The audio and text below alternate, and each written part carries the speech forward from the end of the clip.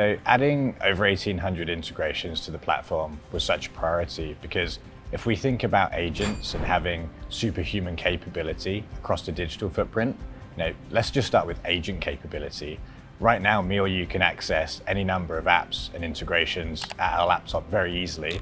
Agents couldn't do that before. Pretty much every use case, nearly every use case, you can connect to the integrations and apps that you use on a daily basis so you can automate your workflow. It really broadens the capabilities of agents over the whole course of their life cycle. If you think around end-to-end, how many integrations can you have from an agent? How many tasks can they process? Now, that number is infinite. With the 1,800 integrations, we've really got that covered. So by adding the 1,800 integrations, we made it easier to use API calls, but we also made it easier for those who can't code or can't write API calls to get the benefit of all these new integrations. It's hugely important that our product isn't just for those who are developers or have a software background.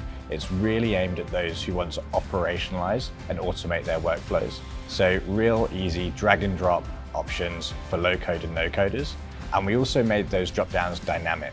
So you don't need to go to Google Sheets and fetch your worksheet ID. That's now a drop down within Relevance that you can select from really easily. Yeah, I've actually seen a super creative way a customer was using our new integrations. So he works in the private jet rental space and hiring. His workflow was a customer would WhatsApp him, hey, I need a private jet to go from New York to LA and I need to fly tomorrow. His clients were typically in the investment banking space and always wanted to fly private. That WhatsApp would trigger an agent to check via an API call the platform that they use for private jet rental, put that into a business case with here's the price, here's the date, do you want me to book the flight?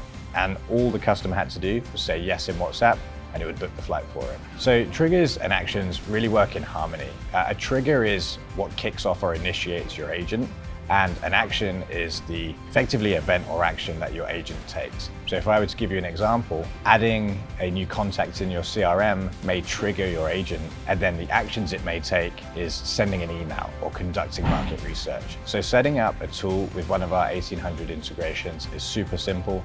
You can go to the tool builder, search for the keyword that you're looking for, so Slack or Notion, or even send email, and you'll find all of the actions that we have linked to either the integration or some of our templates that are specifically designed to send an email.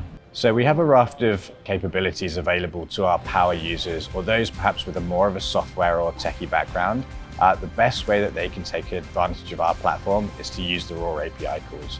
The API call is really a vast array of capability directly into that integration. And if you have the skills and experience to use API calls, that's the best bet for you. So my best advice to get started using integrations for a new user would be to use integrations that you're really comfortable with and use every day. Great examples of that are Google, Google Sheets, Slack, Notion, Canva. These are really easy to use tools that you probably have a workflow that you can automate right out the gate.